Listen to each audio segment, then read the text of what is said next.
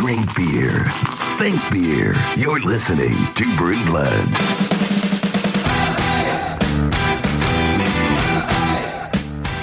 If at first you don't succeed, try drinking a beer while you do it. You'll be amazed at how much less you care. That from Rebel Circus? Where are these fake quotes you're pulling It's from? very quotable. Surely I just look for beer gifts and then find something that I don't think I've heard before. Surely you can find an actual human that said something about beer. Well, I mean, that's definitely a real group, isn't it? You failed at your job. Rebel Circus? No, it sounds like a complete failure. Copyright. It has a copyright well, then on nobody it. said it. Well, maybe so. It's some BS that somebody. It's more fake news. But that's the world we live in, though, right? That's right.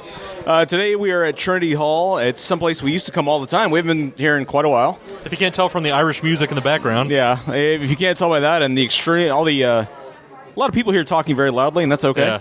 But we tried to get them to quiet down, but they didn't care about our podcast. We had Bryan here go around and smack everybody in the face, but they refused to listen. That didn't help. It's very It did weak. not help. I'm sorry. Very sorry. And we are joined today by Bryan from the No Beer Left Behind podcast. Hey, guys. Hello. He is more than just a pretty face. He has a voice also. Oh, my gosh. He is a pretty face, though. Making me blush, yes. And you're from, you podcast from somewhere near Denton, right? Somewhere east of Denton? Yeah, we call it far, far, far North Dallas because it's essentially what it is. Yeah, it's basically another state. You're almost Oklahoma. No, seriously, we're closer to Oklahoma than downtown Dallas. It's disheartening when I drive to work every day. But yes, we're up there, and we actually got one member down in Austin and another couple members in Tulsa. I would say we're international, but we got people that are not from this country originally, so if that counts, international we are. You're at least interstate. Yeah, I feel like then we get into like some copyright issues with battery companies and everything, so I don't know. I want to get into those issues. Fair enough. Yeah, so you want to tell everybody about your podcast? I know you guys do politics and beer. You don't leave any beer behind, I understand. Absolutely. Yeah. That's the whole core concept of our branding is that there's, in fact, no beer left behind. And as you listen to our podcast, you understand that we drink while we podcast. Yes. For about an hour and a half, 2 hours, sometimes back in the day when we first started, about 3 hours, so we got a little squirrely. Sometimes, oddly, wine. Somebody's drinking wine in the middle of a beer podcast. Yeah, That doesn't. Well, we've got. Listen, you need to end that. Those are the international students. They're ESL kids. They don't understand. They say wine, beer, it's all the same thing. Right. Yeah. So I bring the beer knowledge, or I try to. It's really touch and go, especially after a couple brewskis. Yeah. But we've also got current events we discuss, really from the layman, really the lay take. Makes sense. If you can call it that. Yeah. But I think one of our IT guys, when he set up our website, was like, we're the podcast for the everyman. And if I ever meet the man that is this podcast, I don't want to be friends with him. I don't. Some of the stuff that comes up, I'm just like, I'm embarrassed. I'm not sure what that says about your show. Yeah, not a lot. But like, who is this odd degenerate? Get him out of here. Yeah, but get him out of here. Hold on. Oh, wait, he's a primary listener. Yeah, hold on. Wait, you want to grab a beer, or Right. you want to?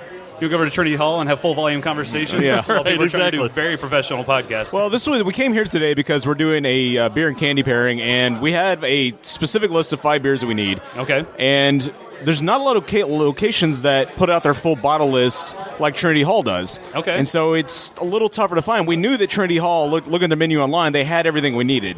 We considered going to Whole Foods, but then realized that would be lame. That would be lame. Yeah. I mean, not that we're above that or anything. No, There's nothing yeah. wrong with a Whole Foods beer. Yeah, but exactly. I've drank there many times, but yeah. you know. Wait, well, were you drinking at the one with the bar in Whole Foods, or yeah, were you just absolutely. drinking in the parking lot at Whole Well, I mean, Foods? it depends on the day. In a brown, in a brown paper bag. All right. There's nothing wrong with that. But plus, who knows? We might not have been able to find what we needed at Whole Foods cold anyways. So, anyways, Trinity Hall, been there many times, and we knew they had what we needed. So we decided to come here. So This that's was why a we're Trinity very Hall. frequent hangout from Single Mark days. Oh, God, We used yeah. to stay here constantly. Single mark. Yeah, Yeah. not to advocate this, but the drunk driving mark, drink driving mark. Oh, back in yeah, the that day. was Good God. That was unfortunately a frequent. That unfortunately frequent was. occurrence. Yeah, an all too frequent occurrence, Yeah. unfortunately. Not that I'm mad. Don't do that, kids. Take Uber. We didn't have, back in my day, we didn't have Uber. I think they still had cabs, right? Yeah, we did. Yeah, we had taxis. Yeah, but there was no easy way to get cab technology going. Like, Did you not have feet at the time? You had not evolved into feet. I live too far away for that. Fair enough. Yeah, I completely understand. I just There was a dart reel. chose to endanger other people's lives instead. Hey, man. There's actually a dart reel pretty close to your apartment in Richardson. The one in Richardson there was, yeah. Listen, but when listen, we could could pick apart mistakes, or we could just move forward. Right, absolutely. Yeah. I've chosen to move forward. I now rely on Uber when I get too drunk. Right. And Lyft. Whatever's available. Yeah. Oh, my gosh. Whatever rideshare you choose to participate in, yes. Whoever wants to advertise, we want both of you. Whoever's got a coupon happening at the moment. Absolutely, yes. Whoever can give me a nice promo code. So we got a little bit of breaking news this week. We're going to get really local on your ass today, but... Well, we are a DFW area podcast. We are. So it makes sense. We're not limited to the DFW area. No, but that's our primary focus. We're just DFW heavy. Right, absolutely. I would say we're more D than FW heavy, though. Definitely, yeah. You guys are heavy in the D? That's right. We're heavy in the D. Okay, all right. We're big on the D. We don't give the FW a lot of love. No. That's true. That's fair. That's all the way over there. That's like a 45-minute drive. Yeah, that would require neighborhood. I choose not to go west of 35 or north of 635, so... Right. Really dialed in your locations. We're extremely East Dallas. North of 30, he's in a really tiny area there. Yeah. So there's one area that you did not mention in all this, and that is Denton. Yeah, that's true. Right. The little D. The little D. He doesn't go to the little D. He's in the big D. The junior D. He's hung up on the big D. Yeah. Hey, I'm a size queen. What can I say? So we talked several times about saturation in the DFW market. Yep. If there is saturation for breweries and, what the trend's going to be. We've also talked about newer breweries coming online. It seems like a lot of things are probably going to start going more local.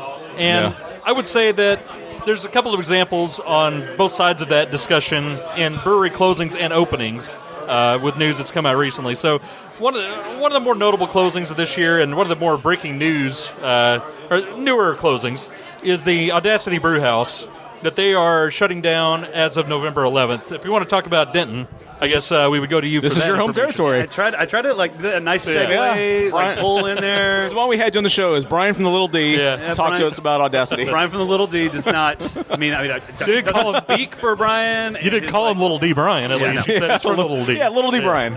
There's, so Audacity is a brew house that it's probably geographically closest to where I live now. Yeah, not anymore. Well, as for of now. November 11th, it won't be. But probably one of the closest brew houses to my house, and I have honestly never been there, which I think might speak to some of the issues as to why it might be closing. That's what somebody said on the DFW Let's Talk Craft Beer was pointing out, was they just had, if they'd been closer to the square, maybe closer to the colleges, they might have had more success. I mean, yes and. I mean, you can really dissect it however you want. Yeah. You talked about saturation of the market. You can also look at just, it got brought up on the Talk Craft Beer board, like the quality of beer. If you're going to dial in and do a beer, you better nail it and do it far beyond what anyone else is doing. Yep. Especially if you're up in the Little D where Mark and Dustin don't go. Right, so, exactly. You have to bring the noise to get brew bloods up north. Well, and frankly, like here in the Big D, you can only find one of Audacity's beers on the shelf. And Bulletproof? Yep. Yes, the Bulletproof, yeah. Bulletproof is everywhere. And that's the only one we ever saw. Now, we saw them at festivals. I actually thought some of their festival beers, their one-offs, were really good. Yeah. But the problem is you just didn't get enough. We never saw them anywhere else outside the Bulletproof and the festivals. Yeah, I think that might be Audacity may be a perfect example of a brewery that had great intentions, got a little bit, I don't want to say big for their britches, but at the same time, like, some of the more successful breweries in our market have acknowledged that they can't go everywhere and do everything all the time. You have to really hone in and do what you do well. Kind of like Grapevine, for example. I was going to say RAR is a perfect example of that, and they're blonde. It's available just about everywhere. Now, their Dadgum, their West Coast IPA, their what do they call it, dank IPA that they make. Right. They do it really well, and they're able to produce it to where they can get to all these little bars. I mean, they have it on here, allegedly. Yeah. I don't know if we'll ever see allegedly. We'll see. When you try to order it, they'll be out of it. They'll be long gone. We ran out this morning. We told you about it this afternoon, but what are you going to do? Yeah, exactly. But they're a prime example of doing what they do well, and to the point where they can service the masses. Yeah. So it's unfortunate as a beer lover that you see anybody close down. Sure. But at the same time, you have to think of like breweries as like a small business. Yeah. It's all about how you manage resources, your finance, your resources in your distribution chain. Right. I think somebody who's far out, who's done a great job, and I know we talk about them a lot, but Tufts, like they're way out in McKinney, and it's not, for at least from the Big D, it's not easy to get there because you can't take. You got to drive a decent amount away while you're drinking. Yeah. It's not like you can just hop out there and come back very easily. But they've gotten their... The mass transportation doesn't... Unlike the Little D, you can actually take mass transit all the way up there. Yeah. Up to McKinney, you cannot. Yeah, and they've done a great job of getting their beer outside their little market and managed to get distribution in some really key spots. It's done well, and they make good beer. That doesn't hurt things. But just from a both business the McKinney breweries, them and Franconia. Yeah, Franconia too. Yeah, absolutely.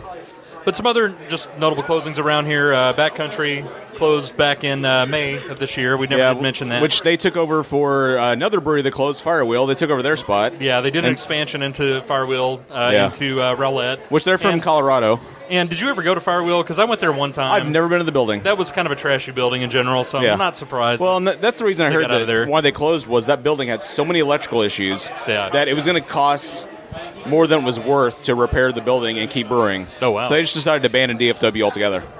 Yeah, that makes sense.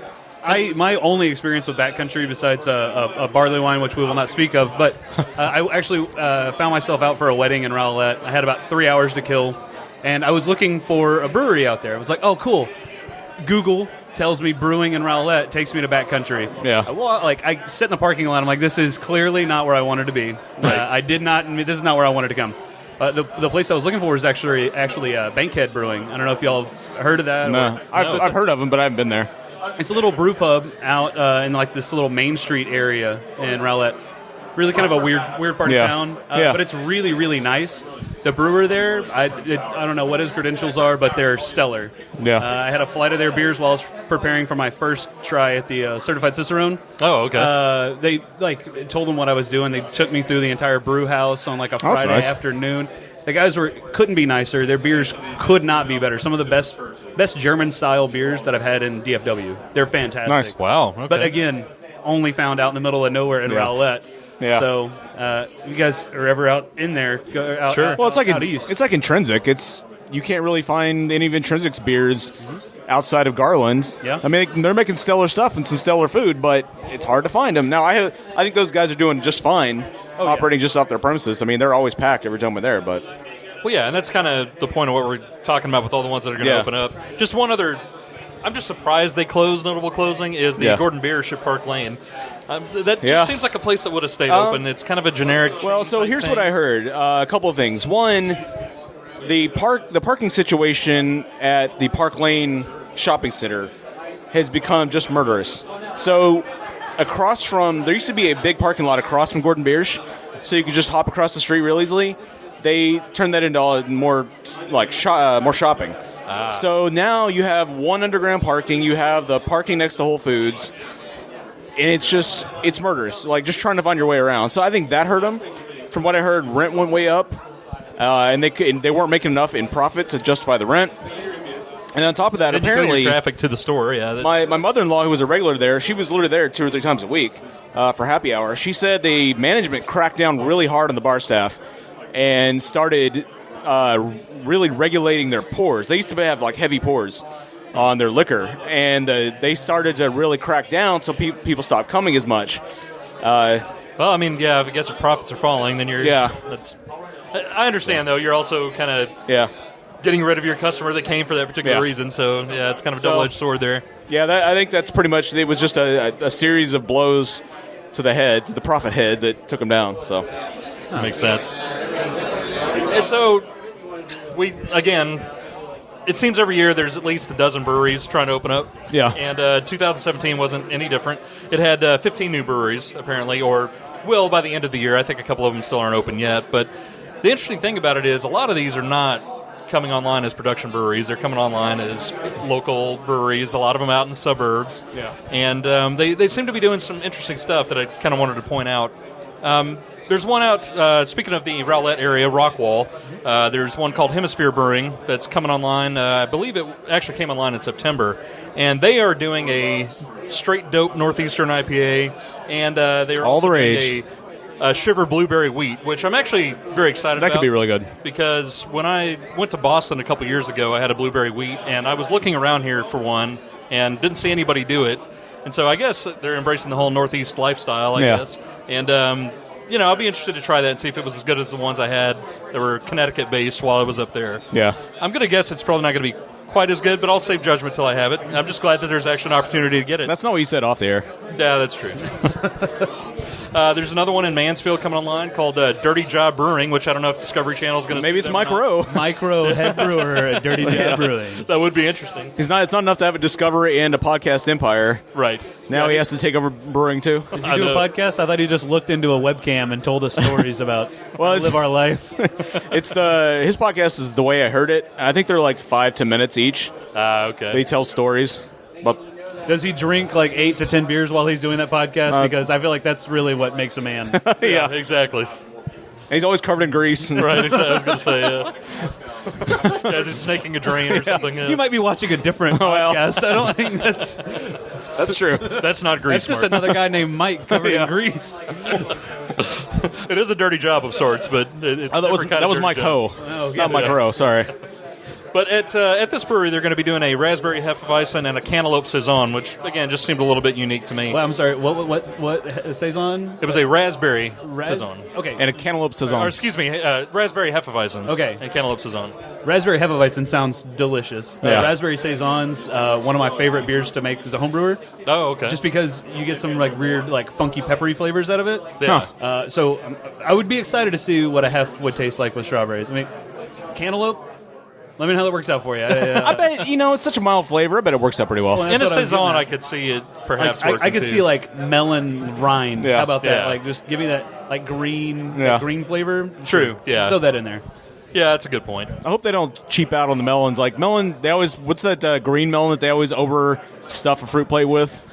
You're talking about honeydew? Honeydew. Oh, Honeydew, yeah. The poor man's melon. Yeah, exactly. It's the peanut of melons. Yeah, it really exactly. is. It's no almond. No. It's no fancy cashew. It's like the onions on a fajita plate, Get them out of here. I mean, I want them. Sure, I'll take it. Just God, there's don't overload me. I'm with just it. lousy with honeydew melon in this fruit bowl. Yeah. It is the poor man's melon. That's true. And the last one I wanted to point out was TKO Libations in Louisville. It just opened, apparently. And they're going to be doing a gingerbread porter. And they're also going to do some house-made soda, which is just kind of interesting. I feel like I have yet to have a good gingerbread beer. I could see how that would be really, really good. Do you know where they're opening in Louisville? I did not get that information. So it's in Castle Hills, which is a neighborhood, which... I mean, you get hyper local on y'all. Right. A neighborhood with a brewery in it, which I feel like really and truly that's what Dallas needs is a self-sustaining neighborhood. Yeah, with a brewery. That's my dream is to be like Europe, where you have a pub on every corner. You could just go and it'd be like a little brew pubs here and there. No DUIs for for me. Just walk everywhere. That'd be nice. I could actually walk for once. Yeah, with a reasonable distance. You could quit drunk driving everywhere. Exactly. Could get drunk and not risk it being in a moving vehicle. Right, exactly. Yeah. I mean, you might be in a moving vehicle if you're out in the street and get hit while Right. drunk. I guess That's you true. got to really got to work how you phrase it. Yeah. Kids, please drink responsibly. Right. So I guess good. We'll see what happens. There's breweries in Dallas. I'm surprised they're still open. I will not name names, but we'll leave that for off the air. But there's some I'm just like, they're still open. Yeah. But what's a bummer to me is like there's a lot of people who travel into Dallas. Yeah. And they have like opportunities to drink a lot of great local beer. Like what bums me out is when they get a hold of some of those breweries that maybe shouldn't be here or have the presence that they have. It bums me out that that's their representation of what Dallas brewing is. I was going to say some of those have a big presence too, which is the problem. I feel like we need a really good, we need a couple of good bars in like Terminal D of DFW that would serve nothing but local brews. Right. Yeah. I mean, they're opening Flying Saucer at DFW. I didn't know that. So I mean, if they're kind of the craft beer word in Dallas and in Austin in particular, and I guess Houston too. Yep. I don't acknowledge Houston most of the time. Yeah, who does? Why? But, Josh from Interbrews. What's right. up? But it's they're kind of the liaisons for Texas craft. Yeah. So I feel like I'm okay putting DFW beer in their hands. Yeah. Or at least the airport. But I'm talking about like even when you travel, you see Reddit posts of like, hey, I'm traveling to Dallas. Where's some good places to pick up beers? I'm like, we can tell you. Can we tell you also what might to grab or what to stay away from? Yeah. Don't touch it with a 10-foot pole. Plus, people say, we're coming to Dallas. Do you realize how big Dallas is? Like, yeah, exactly. Like, where? Yeah. What part of Dallas? Yeah. Of DFW? Are you the big D, the little D? There's only like 8 million people here. Are you in the F-dub? Yeah, exactly. So lesson for people listening, just be more specific, I guess? Yeah, exactly. Just be more specific. Yeah. Yeah, the whole Metroplex is not Dallas. You need to say what part you're coming to. Yeah. All right, well, we're going to celebrate Halloween, I think, for the first time on the show. And we're going to do a beer and candy pairing, something we've never done before. Now, this is our original idea. Nobody's ever done this before. Yeah. We're the progenitors of this idea. Absolutely. I came up with this idea. We were going to do a craft beer cellar. And they're like, oh, we're already doing it with some company called Bell's. I'm like, who is that? Bell's? What are Bell's? Never heard of them. Never heard of them. What are Bell's? What are Bell's? Never heard of them. So you can take this as original idea. This is a Brew Blood's golden idea. We're going to patent this. We're going to trademark it. We're going to copyright it under the name Rebel Circus. And we're moving forward with this. Yeah, we're going to steal that quote as well. That's right. I don't know that any of that's legal, but we're going to do it anyways. I'm here for it. Let's do it. Make it happen. I'm going to say the Rebel Circus isn't real anyways. So anyways, when we come back, we'll do the... It might be a circus you don't want to be a part of. It might be. We will have the first annual... Question mark? Maybe. Beer and candy pairing. At least the first one. Yeah, the first of no more. Let me tell you about a friend of mine, a big bad brother named Frankenstein, in a torn up Armani looking mighty fine. I mean, the brother was smoking, literally, sewn up with a needle and thread, put together with parts from the dead. Something with his nuts on the side of his head. What in the world were they thinking? Dracula. Hey guys, Josh here, just to let you know, to remind you, to get the word out, to put it in your brain, that no matter when you're listening to this podcast, Thursday is right around the corner. What's so significant about Thursday? Well, at Thursday at noon, you get to tune in and listen live to Liquid Lunch. Join myself and Catherine Contreras from She's Crafty Podcast as we join forces to bring you Texas's live midday craft beer show. It's the only one like it out there in the entire world. We're live. We take your calls at 713-678-0070. We have on the best guests in the craft beer world from the state of Texas and beyond, and it's just a fun time. You'll hear what you eating, what you drinking. We'll get the latest in news and craft beer goings-ons, promotions of all the latest happenings, and you can be a part of the show with us each and every Thursday at noon. LiquidLunchShow.com is where we're located. Also on our Facebook page and our YouTube channel, streaming live video and audio. Your choice. Come join the party. Kick off the weekend, Thursday at noon. LiquidLunchShow.com. That's Liquid Lunch. We'll see you there. Hooray for beer!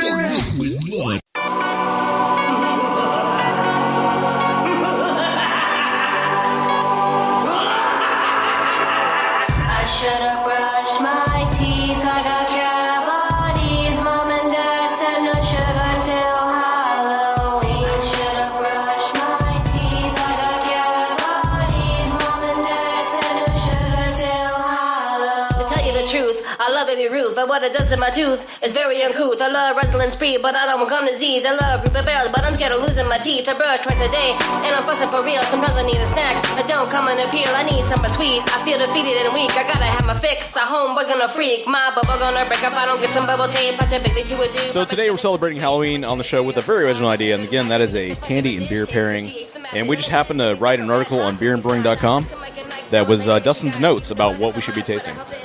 So we're going to start, and we're going to go from, at Bryan's recommendation, since he's the almost cicerone here, the more legitimate of the three. He's the only guy with almost credentials. Almost credentials. We don't even have almost credentials. Yeah, we're like negative credentials. They revoke our credentials when we even think about it. Just read about us on Reddit. Actually, I think they can take things away from me that I haven't even had just hanging out with you guys. So probably true. Probably hush. Bad influence. Your name is Ryan, not Bryan, right? Oddly enough, yes, that is the running joke around the podcast, too, is to refer to me as Ryan for no reason. Oh, okay, yeah. So, good. So we're starting off with the candy corn and the light lager. And the lager we've chosen was Harp from Ireland, by way of Britain, I think is where it's produced now. But it's originally an Irish beer, and it's a light lager, to say the least.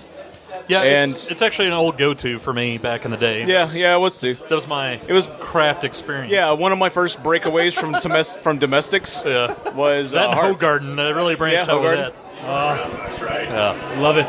Wasn't that the original Kellis White? Was Hogarden? Yeah, so Celis, Pierre Celis, the founder, he's the first head brewer at Hogarden. And I do say Hogarden, even though Christine, the owner of Celis Brewing now, calls it Hogarden. I don't believe it. I don't buy into the hype. Because on the six-packs of Hogarden, if you look on the handle, it literally says WHO-GAR-DEN. So it tells you how to pronounce it on there. Yeah. But still, all my good friends still call it Hogarden to my face. I'm like, really emphasis the hoe, and I feel like it's Hoe. not necessary at all. Yeah, that's But call it what you want. The original wit beer, yes, is one of my original go-tos as well. So I don't know about you guys, but candy corn is one of my, and outside the candy peanut, like the Like the soft Peeps or peanuts, something? yeah, Peeps style peanuts. yeah. God. That's probably the worst candy, but this is to me is pretty close to it. Like I can take a little candy corn, but a little goes a long way with candy corn. very long way. Would candy corn be the honeydew melon Yes. of candy? It's the It's always prevalent and it sucks. Yes. it's the Although peanut of honeydew candy. is actually better. And we're drinking this with a light lager, which is my least favorite style. Now. Yeah, going into this, I'm kind of with you. These are the ones I'm looking forward to the least. Yeah. So I'm kind of glad we're getting. So we're going to hopefully get to the good stuff, but the notes on this say, tame the intensity of the sugar of candy corn with a smooth, dry finishing lager that will also bring out the candy's caramel flavors. So I don't know if we should... Very limited caramel flavors they have, although the light lager also has limited flavors. I'm guessing the way you want to do this is drink first and then eat the candy. That way you have the... I mean, we're breaking ground, so we can do it however the hell That's we true. want. That's true. It is I a... don't think there's an official protocol. Yep, that's Harp. There it is. Bready, a light bread flavor. I think it actually kind of mellows out the candy corn flavor. You guys are listening to drinking right now. You're welcome. That's But I will say you're correct. It does mellow out the overall like artificial sweetness of candy corn. Yeah. But it's because this beer is on draft and it's really bitter. I mean, for It is. for a lager, it's extremely bitter. I enjoy this beer, and it's my guilty pleasure. Yeah. I hate candy corn. Hate it to death. Yeah. So it's I a good... can actually eat candy corn with this. You know, So you would say it's a yeah. success then? Yeah. I kind of agree with you on that too. That it is kind of bitter, and I haven't had Harp probably in a decade, I would say. And this is actually for a lager not bad. I would say it's probably one of the better lagers you can get. I mean, European beer on draft, game changer. You can have it in bottle and be like, light struck. You have a little oxidation, a little age Yeah. on those beers. Yes, they're in kegs and they're shipped on the same boat, but by the time they get here, they're all in cold storage no matter what once they get to America. Right. And I mean, they never touch light. Light never doesn't go through stainless steel, so that's good. Yeah. That is good. It's just facts now that I'm stating. But I enjoy this beer. I haven't never had Harp on draft. So Oh, really? Yeah, well, yeah, I mean, welcome to Harp on Draft. Welcome to Brew Bloods. We bring the special. Jesus, guys, thank you so much. You guys have changed my life. That's part of why we picked it. Yeah, that's And good. I will say the one thing the candy corn does, conversely, is it brings out the honey flavors of the Harp that you normally, because normally Harp is, really cold. In most places you get it, you lose a lot of the flavor. Yeah. I think it brings out the honey flavor of the Harp. I think also the serving time of this beer might bring out the honey flavors of the Harp. Yeah, that's true. It is a little warmer than you would most likely. If I was to choose the serving temperature of a Harp, it would probably be closer to Bud Miller Coors serving temperature. Yeah, this one's true. closer to cellar temperature, probably mid-40s right now, but it's still really damn good. Yeah. But I think I actually like it a little warmer then. I think it actually improves the flavor for me. When you're getting those flavors out of the beer, it is better. Now, if you're served a light struck diacetyl bomb of a lager, you don't want that to be warm. Oh, no. Yeah. Get it cold. Can we get it colder? You want Coors to Throw be an- negative 20 degrees. Throw yeah. an ice cube in there. Can we Right. do that and just make it better? Hey, we did that in our 20s with Coors Light. We did have Coors Ice Light on cubes and a ice straw. once. Yes. But sadly enough. We went really classy. Well, I mean, I grew up in Oklahoma, so that's like a baby bottle right there. Sure, fair enough. So the next one we have is Starburst and Saison. The notes here say the perfect outdoor treat for your candy hangover. These two complement each other with a juicy blast, followed by a nice estery palate cleanser. So I guess So- they just say any Starburst. Doesn't matter what flavor you grab. That's Okay, what I was yeah. going to ask. Is it dependent? Because I got pink and orange. Would you I guys get? got pink. Yeah, I got think orange. All right. Starburst gets the award for most pain in the ass candy to open.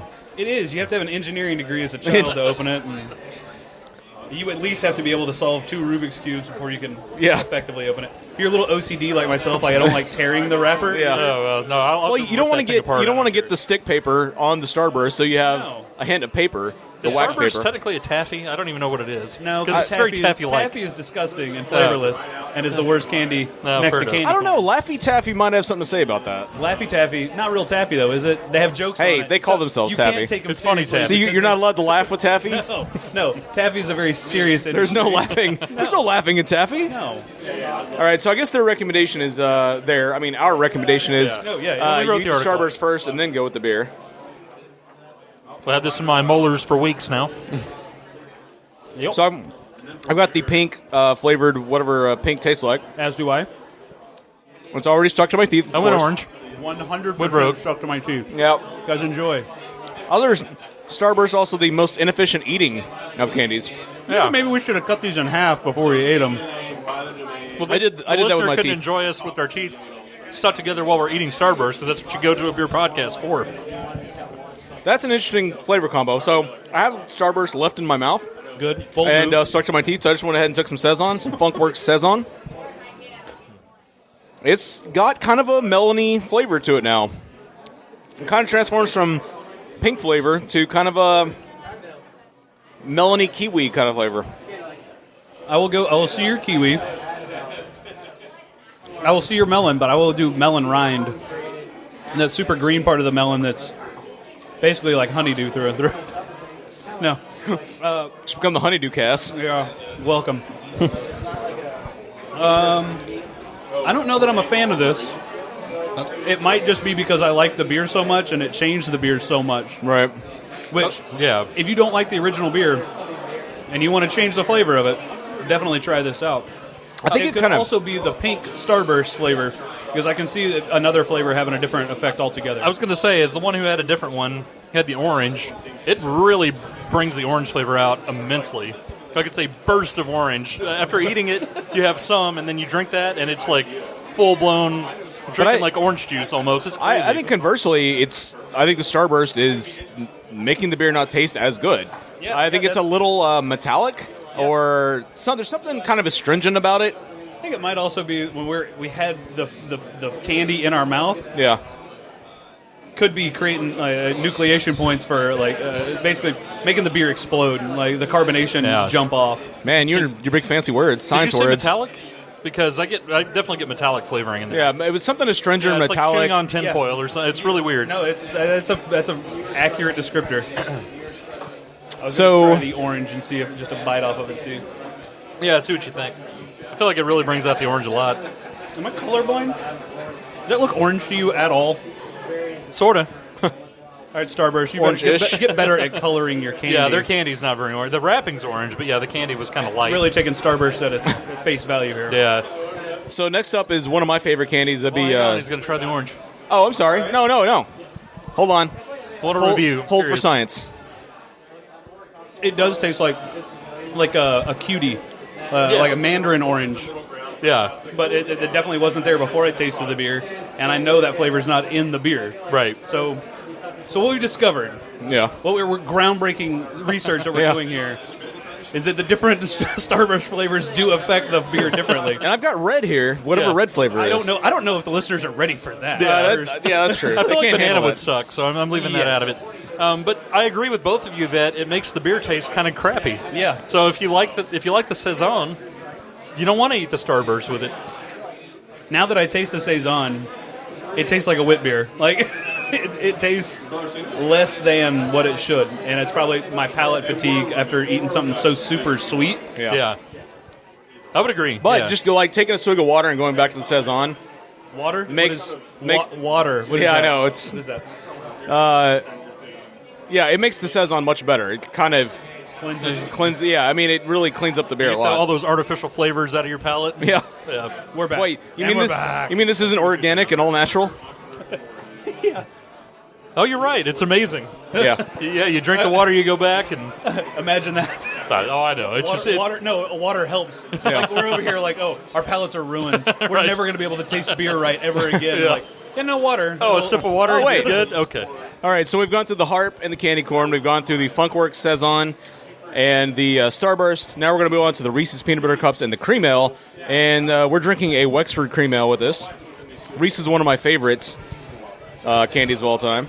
I'm most excited about this pairing, by the way, because I also like Reese's. And I Yeah. like the simplicity of a cream ale. Cream Ale's hard to find. I feel like this should go together really well. It's a hard style to find. In theory. Do they say to eat the Reese's first, or do they give any guidance? Well, it says, cleanse out the peanut butter and chocolate punch with a fresh cream ale. These two are better together, so eat the candy first. Turns out, I guess you got to eat the So candy you first. dunk the beer, the candy in the beer. I Directly. don't know how this works. So And we are eating the Reese's Peanut Butter Cups as God intended. Oh, yeah. None of these Reese's Bunnies or Reese's Pumpkins. Even Reese's Pieces can go to hell.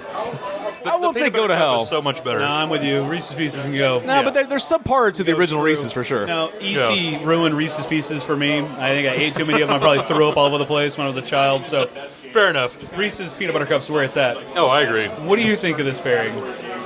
It's a strange pairing, but I kind of like it. It's I'll be honest with you, it kind of makes the Wexford taste a little banana-y, Right? Clovey, banana-y. This beer does have a lot of esters in it. It is an English cream ale, so the English ale yeast does put off some funk to it. So it's not like a. I think if this were a clean American cream ale, so think like even Dallas Blonde from Deep Ellum or Rahr's Blonde over Fort Worth, I think it would be a really, really good pairing. I'm interested. You chowed through the rest of it. I was going to say, I did. Hold on to it because I want to see what this would pair with the next two beers. Oh, I think this would pair really well and create some nice little fun. I already liked Wexford anyways. I think it's a fine cream ale that stands alone. Well, it's fantastic. It's also on Nitro. Yeah. We have another one that's on Nitro. I would be interested to see also how carbonation. So when carbonation goes into suspension, it creates a carbonic acid. Carbonic acid does do some funny things to your taste palate. Man, look at this guy dropping all the knowledge bombs on us today. Sorry, guys. I do happen to have for you a bonus Reese's. Oh, well, there we go. A backup Reese's. Absolute last one that you'll get, though. A breaking case of emergency Reese's. I'll try to control myself. Be careful with it, okay? I'll try to parcel it out. Literally, small mid me saying, like, I'm going to hold on to... Oh, you ate yours, though. Yeah, huh? yeah. Okay, it's all gone. I would say that I was so pairing... intrigued to what you were saying. I was just... I would say that pairing's a winner, though. I enjoyed that one. Yeah. A lot more than the Starburst and Saison. That was good. They're like you said, I'm sorry. No, they're complementary flavors, so that's good. The banana bread element, I did not get that from the cream ale without the Reese's for sure. So yeah, I think it's I think it's a good pair. Yeah, I think our we probably just don't have our tongues are not well attuned enough to really notice that when we've drank it before. But next up is the Hershey's milk chocolate bars and a milk stout, and for this we've chosen the classic Left Hand Nitro milk stout. The notes say, pair of milk chocolate Hershey's bars with a smooth, full-bodied milk stout. The added lactose in the beer will enhance the creaminess of the chocolate. Try these milk stouts for starters, and then they give a list, but we'll go with Left Hand here. And we went with the lower ABV milk stout. We did. We considered the Dragon's Milk from New Holland, but we already have another ass kicker beer coming up, so we decided to go low ABV. Went a little lower this time. I also did notice my Hershey's had almonds. Did y'all's have almonds as well? Really? Well, screw me. Well, no. It actually is quite an enjoyable little surprise. Hey, it's not the poor man's peanut, so... It is not. I do feel like I'm eating Hershey's with class now. Yeah. Nothing says class like an almond. No. Especially when you're not expecting it and you think something's horribly wrong with the Hershey's that you just bit into. Yeah.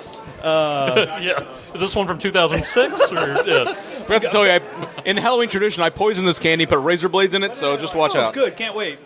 I thought I had that metallic blood taste in my mouth. So are you guys left-hand milk stout fans normally? Oh, yeah. I think it was my first milk stout I ever had. I like it. Left hand in Oklahoma, there was a while. There still is. You can't get a lot of craft up in Oklahoma, but Left Hand used to come up there, and milk stout and blackjack porter were my go-to dark beers. But you got Prairie up there now. Well, this is pre-Prairie. Yeah.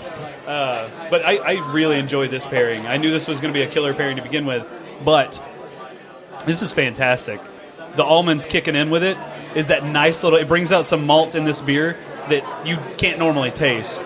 The nutty flavor, no surprise. Yeah, well, it's a nice little compliment. And I think we might be picking up on a trend here. Yeah. About complementary flavors helping one another. But right, this is great.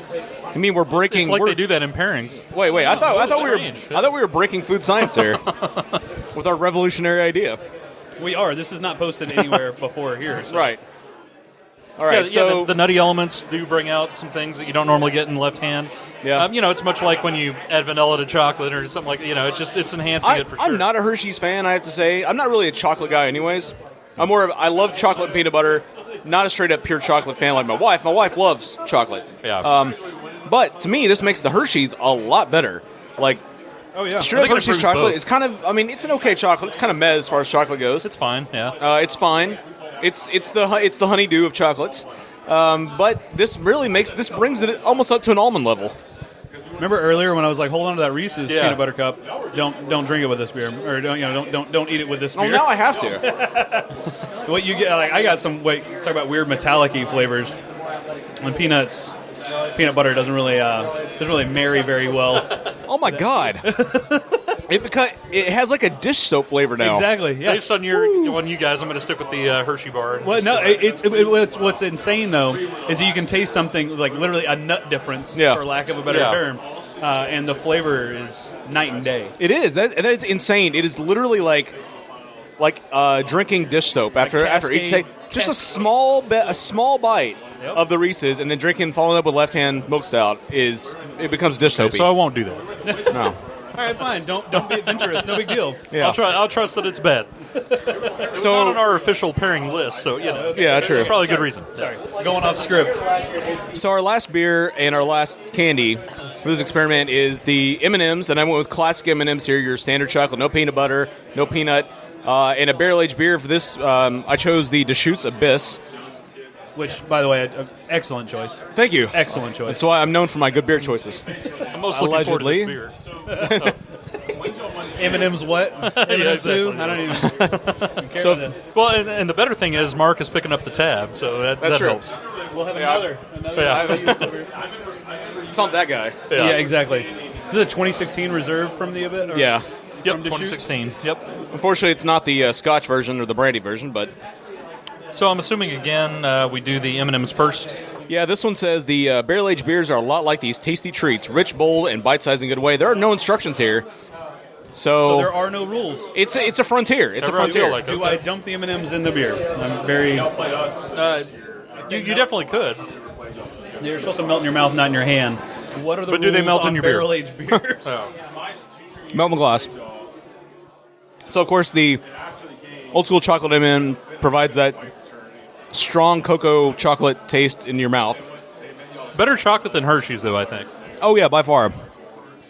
You know what? The juxtaposition of quality here is absolutely insane. Are you talking about the beer or the candy? You mean the really high-quality beer versus the low-quality M&M? Absolutely correct. Like, you're getting the M&Ms of candy. I mean, you're the M&Ms of candy? Yeah, they literally throw these things in trail mix. They're so cheap. That is true. Just make it rain. It really... No. It really... it makes the M&Ms a lot better. Yeah, no, and that's what I was getting at, is that you start to actually enjoy the flavors coming out of the chocolate inside the old hard candy shell. Yeah, that's true. Which is hard to do because they're M&Ms. Yeah, although, like I said, I definitely like the chocolate in M&Ms better than the chocolate in Hershey's. Hershey's is a little more bland. It went well with the left hand, but... like we said, it's a honeydew of chocolate. Do you guys have any Hershey's bar left? I don't. With the Abyss? See what you think of there. I've got a Hershey's in here we can split. Piece. I have one left. I mean, I am the part of the Rebel Circus now, so yeah, that's true. Just mix and match. He joined in the break. Aren't we all, in our hearts, part of the Rebel Circus? No. Sure, we'll go with that. I'm a yes and man. So, I will say the Hershey's is very sweet, way sweeter than I remember it being. Yeah. We had it. But see, I feel like the M&M's even more sweet. But I love that pairing. That is pretty good. I love that. So to me, the Hershey's brings out the boozy side of the Deschutes, whereas the M&M's, for whatever reason, maybe it's the candy shell, brings out the sweeter, fruitier side of the Abyss. Yeah. I mean, first off, both of them are fantastic pairings. Yeah. Great. I would go with the old Hershey's with almonds and the Abyss. I love it. You're right. It does bring out the barrel character of the beer, rather than just the all malt bomb that you get otherwise. I actually think the Hershey's with the Abyss might be better than the Hershey's with the milk stout. And then the other interesting thing is the Reese's with the Abyss. Is that good? I was going to taste it, but after my last miserable fail, I didn't want to. Well, I'm not saying it's not nearly as bad as the left-hand nitro, but it brings a rather sharp. I think the peanut butter contrast brings a really sharp character to the Abyss. Like, not necessarily bad.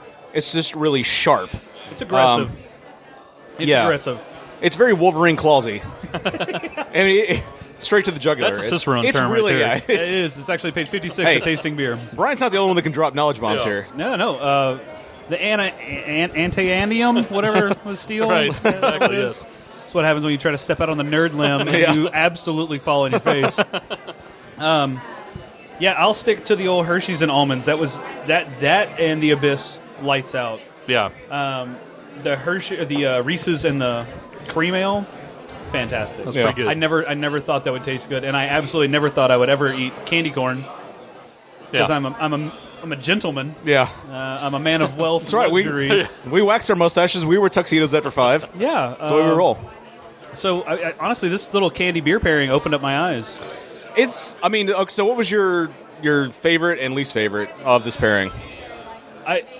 My favorite, honestly, it's going to be the Hershey's with the Abyss. I know that's off script. Yeah. But the flavor, I'm a booze man myself when it comes to barrel aged beers. You're part of the Rebel Circus. You don't have to stick to rules. Yeah, I mean, we're basically the juggalos for people out in the middle of nowhere. Right. So We're the juggalos of beer. Yeah. Is that bad? I think it might be bad. We might need to change the tagline on that. But I honestly like the complementary flavors out of those two candy, or the candy and the beer. The least favorite I'm gonna have to say is the Starburst and the Saison, not because of the big flavor changes that you get, because that's impressive when you can change the flavor of a Saison that much, and a well-made Saison that much. Yeah, that's impressive. Not what I was going for, not what I would look for. Now, if I had a poorly made Saison and it made something undrinkable drinkable, then miracles on earth. It's also very interesting that the Saison and Starburst, depending on which Starburst you get different results. It makes it's logical and I will sense. Say, it might have gone over better, too, if maybe we had a fruitier Saison, something a little less bready. We had limited options here. I mean, they've got an extensive menu. They can only carry so much of every flavor. And I picked Funkwerks just because of the brand. So maybe if we had something a little less bready, maybe it would have been better. But Saisons have a fruity nature anyways. I think it's maybe a little more bready than it needed to be. I love Funkwerks Saison. I did sneak a little sip before we ruined my palate with the Starburst, but that was least favorite, most impressive. I don't know if that's a category. That makes sense. Dustin? For me, I would say probably my favorite. I'm actually going to have to agree with you that it's the Hershey's and the Deschutes. I don't care if they're supposed to be paired in the article we wrote. Maybe we need to rewrite it. But we should have really experimented with this before we wrote the article. True. Put it out there. Yeah, we should have tested. We just threw theories against the wall instead of actually trying things and seeing what was best. The Reese's and the cream ale, I would probably say was second for me, and the surprise third, like you mentioned, is the candy corn and the Harp, because I did not expect to like either one of those. I hadn't had Harp in so long. I just expect to not like lagers. And that was actually surprising how much I liked that. And then, the candy corn balance was actually pretty good. And I agree, too, that the Starburst and Saison, you better be very careful in what you're picking there if you actually want a good combination. But it's like you said, it's interesting how it transforms from Starburst to Starburst flavor. True. And the left hand and the Reese's is really neither here nor there for me. It was fine. Yeah. It was fine. The other one I wish we could have done, but I couldn't find the Pop Rocks, was Pop Rocks on a sour. Oh, that could have been probably fun. would have been interesting. Yeah. But I couldn't find Pop Rocks. Could have also lit your tongue on fire. I'm thinking like a lit fuse, just a burnt end of a twig happening. I was awesome. I was gonna say my least favorite was definitely the Saison with the Starburst. I did just try the Hershey's with the Abyss, and it makes the Hershey's way better. Yeah. It makes that chocolate explode in your mouth. Yeah. And I think in that case, for me, the Abyss stays very well balanced. But it makes the Hershey's better. Whereas the M&M's they're almost too chocolatey. Like the cocoa flavor is almost too much in the M&M's. It's a two girls, one cup situation in your mouth. Yeah. It's a chocolate. It's a Hershey Highway in your mouth. That is a lot of chocolate. Definition. It's actually one of the off flavors that you have to identify. It's two girls, one cup. Whereas the M&M's kind of brought out the boozy side, and the Reese's made it sharp. It's interesting how much the Abyss changes. And it's probably true of all these beers. But since we went three ways, we had a nice three-way with this one beer, how much it changes. Like any three-way will change a man. Absolutely. Yeah. But I think the not Abyss... Not necessarily for the worst. I'm not saying for the worst.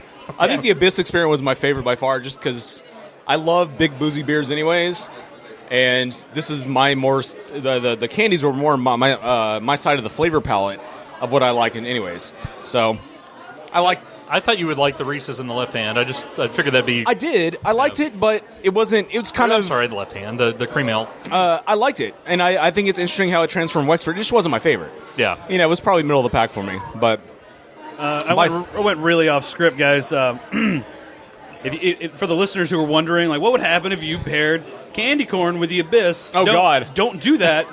It tastes terrible. Oh. If you thought candy corn tasted bad, you want to try some more? I have a whole bags left of candy corn. that is not necessary. How about Starburst in the Abyss? Let us know how that goes. I'm going to assume that it is equally as bad. God, that is awful. I will say there's one pairing that I always go to whenever I'm trying to kind of open people's minds to beer in general. My favorite is a barrel-aged Belgian quad. Okay, I go to Tetravis from Sam Adams' Barrel Room collection. I know it can be kind of difficult to find, but I think Boulevard Bourbon Barrel Quad would suffice as well. Yeah. But pairing that with like a chocolate fudge like brownie or like a really chocolatey cake. Oh, okay. The flavors that come out of that are like it's literally a marriage. It is heaven. Interesting. It's so damn good, and if you can figure out a way, whether it be like a chocolate turtle, those little turtle candies, sure, yeah, like mixed with a barrel-aged Belgian beer like that. I know you might not be the biggest fan of Belgian beers, but Belgian dark strongs that are barrel-aged, there's enough going on that you can kind of cover up those funky Belgian esters that are put off, and like weird phenolics that come out of a 12% beer. But it's one of those things that wine drinkers will gravitate toward it, which, I mean, we all know at least one wine drinker that we try to convert on a regular basis. Yeah, sure.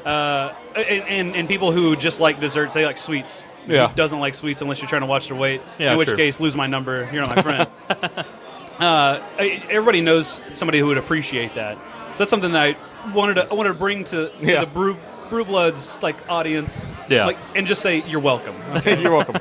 Once you try it, you'll understand what I'm talking about. How freaking delicious it is. All right. Well, we've provided a healthy dose of science today. Hope you enjoyed the Halloween beer and candy. You seem to pairing. have enjoyed the Abyss quite a bit. I've enjoyed the Abyss quite a bit. Drinking the rest of the bottle right now. That's right. Oh my god! I put a nipple on it. Yeah, I was gonna say Shaped just like Dustin's nipple, and I'm going to town on it. You know.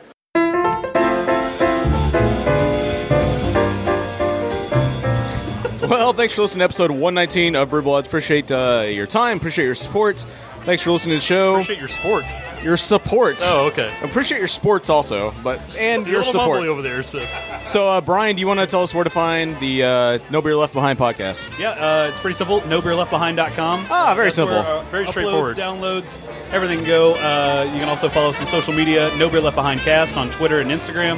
Facebook.com/No Beer Left Behind. That's where you find us. That's where you enjoy all of our gold that we put out every week. And it was great. Thank you guys for having me. Yeah, Oh, yeah. thanks for Appreciate you coming reaching out to us. Thanks for all the knowledge bombs. We don't have those fancy science man words on this show. Yeah. So we appreciate bringing a little... beer tastes good. Yeah, beer That's good. Appreciate you classing up the joint a little bit. Thanks to Trinity Hall for having us out tonight. Very, patient server. He brought over a tray full of beer that he almost spilled. Fortunately, he did not. Unfortunately, he did not, because I would have had to pay for it all. Check us out on all the social networks, Tumblr, Instagram, Facebook, and Twitter. And you can find us wherever fine podcasts are found, which is many, many platforms these days. A lot of places. You can email us at brewbloodshow@gmail.com, and you can call us 469-573-BEER. That's 469-573-2337, and leave... Do whatever you want. And leave multiple social voicemails medium. like Bryan did, and I'll forget about them. But turn your mic on. But turn your mic on. That power switch is it's a real tough thing to find. All right, well, for Dustin and Mark, Dustin, probes. Probes.